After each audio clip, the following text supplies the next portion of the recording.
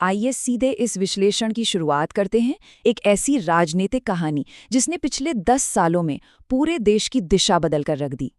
इस पूरे विश्लेषण में हम 2014 से 2024 के बीच के डेटा और घटनाओं का एक बिल्कुल निष्पक्ष आकलन करेंगे, बिना किसी पक्षपात के, सिर्फ और सिर्फ तथ्यों पर बात होगी।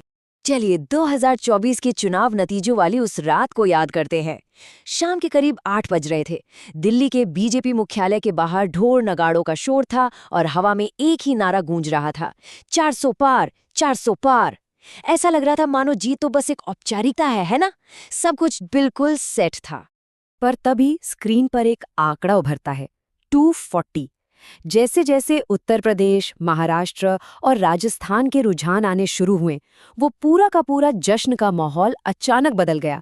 एक ऐसी सत्ताधारी पार्टी जो एक दशक से अजेय लग रही थी, उसकी सीटें अचानक इस अनउम्मीद आंकड़े पर आकर रुक गई। ये एक ऐसा झटका था जिसकी उम्मीद शायद ही किसी ने की थी। तो चलिए इस कहानी को बिल्कुल शुरुआत से समझते हैं। भाग 1, 2014 और मोदी युग की शुरुआत। उस चौंकाने वाली रात तक हम कैसे पहुंचे, इसे समझने के लिए हमें थोड़ा पीछे 2014 में जाना पड़ेगा।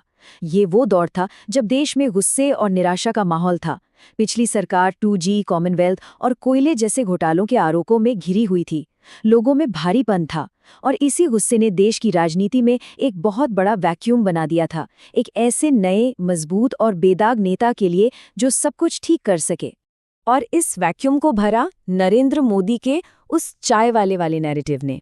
उनका एक नारा, अच्छे दिन आने वाले हैं, सिर्फ एक चुनावी नारा नहीं रहा, वो करोड़ों लोगों के लिए उम्मीद की एक बहुत बड़ी किरण बन गया। सोचिए, इस एक उम्मीद ने ऐसी लहर पैदा की कि बीजेपी ने अकेले दम पर 282 सीटों के साथ इतिहास रच दिया। इस टाइमलाइन पर जरा गौर करते हैं। ये सिलसिला शुरू होता है 2014 की उम्मीद भरी लहर से, जो 2019 आते आते राष्ट्रवाद की एक विशाल सुनामी में बदल जाती है। लेकिन फिर आते हैं 2020 और 2021 के देशव्यापी संकट। ये देखना वाकई दिलचस्प है कि कैसे जोश और उम्मीद से शुरू हुआ ये सफ़र अचानक कई कठिन रुकावटों से टकराता है। और यहीं से शुरू होता है हमारा दूसरा पड़ाव, भाग 2, 2019 और उभरते हुए नए संकट। 2019 के आम चुनाव आने तक पूरी कहानी में एक जबरदस्त ट्विस्ट आ चुका था। पुलवामा हमले और उसके बाद बालाकोट एयर स्ट्राइक ने देश का मूड बदल दिया। अब मुद्दा सिर्फ विकास नहीं था, बल्कि राष्ट्रीय सुरक्षा सबसे बड़ा सवाल बन गया था। नेता की छवि अब एक विकास पुरुष से आगे बढ़कर एक मजबूत राष्ट्रवादी नेता की हो चुकी थी। और नतीजा, बीजेपी को मिली 303 सीटें। ऐसा लगने लगा था मानो ये सरकार बिल्कुल अजेय है। पर क्या कोई वाकई अजेय होता है? इस छवि को पहला बड़ा झटका तब लगा जब कोविड-19 महामारी ने दस्तक दी। अचानक लगे लॉकडाउन, सड़कों पर पैदल चलने को मजबूर प्रवासी मजदूर और दूसरी लहर में ऑक्सीजन के लिए तड़पते लोग।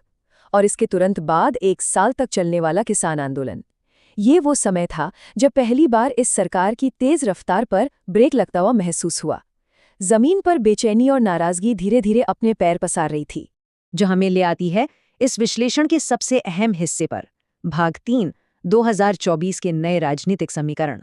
विपक्ष ने जमीन पर बदलते इस माहौल को बखूबी समझा, खास तौर पर उत्तर प्रदेश जैसे बड़े राज्य में। उन्होंने 400 पार के नारे को ही सरकार के खिलाफ हथियार बना लिया और ये बात फैला दी कि इतना बड़ा बहुमत संविधान के लिए खतरा हो सकता है। इसके साथ ही राजनीति में जातीय समीकरण और क्षेत्रीय अस्मिता के मुद्दे फिर से जिंदा हो गए। बड़ी सफलता के साथ दलित, ओबीसी और ग्रामीण मतदाताओं के डर को उभारा गया। और इस बदलाव का असर इस चार्ट में बिल्कुल साफ दिखता है। ध्यान दीजिए, 2019 की 303 सीटें 2024 में सीधे गिरकर 240 पर आ गईं। पिछले 10 सालों में पहली बार ऐसा हुआ कि सत्ताधारी पार्टी अपने दम पर अकेले सरकार बनाने के जादुई आंकड़े तक नहीं पहुंच सकी। ये सच में एक बहुत बड़ा शिफ्ट था। इसका सीधा मतलब ये था कि एनडीए ने सरकार जरूर बना ली, लेकिन पूर्ण बहुमत का वो सुनहरा दौर अब थमसा गया था। अब आती है एक नई सच्चाई, एक ऐसी सच्चाई जहां सरकार को अपने कदम आगे बढ़ाने के लिए चंद्रबाबू नायडू और नीतीश कुमार जैसे गठबंधन के साथियों पर निर्भर रहना पड़ेगा। फैसले अब अकेले नहीं, सहमति से होंगे। ऐसा अचानक क्यों हुआ?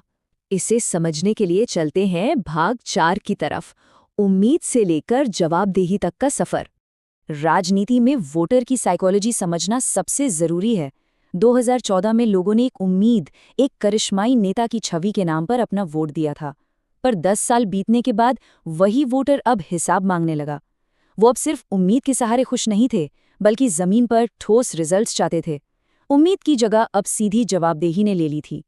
डेटा और रिपोर्ट्स बिल्कुल साफ बताते हैं कि जमीनी मुद्दे अब हावी हो रहे थे। नौजवानों की बेरोजगारी, बार बार परीक्षा के पेपर लीक होना, अग्निवीर योजना को लेकर लोगों का गुस्सा और मिडिल क्लास को तोड़ती हुई महंगाई, इन सारे रोजमर्रा के मुद्दों ने राष्ट्रवाद के उस बड़े नैरेटिव को काफी हद तक पीछे धकेल दिया। लोगों को आखिरकार अपना घर और रोजगार पहले दिखाई देता है। और हाँ, सिर्फ मुद्दे ही नहीं बदले, बातों को पहुंचाने का तरीका भी बदल गया। एक तरफ जहां मेनस्ट्रीम टीवी पर एक खास तरह का दबदबा था, वहीं डिजिटल प्लेटफॉर्म्स पर लंबे डिटेल वाले वीडियोस वायरल होने लगे। यूट्यूब और इंस्टाग्राम ने इस मोनोपोली को सीधे चुनौती दी। नैरेटिव अब सिर्फ सरकार बनाम विपक्ष नहीं रहा था, बल्कि सवाल सीधे जनता के बीच से उठाए जा रहे थे।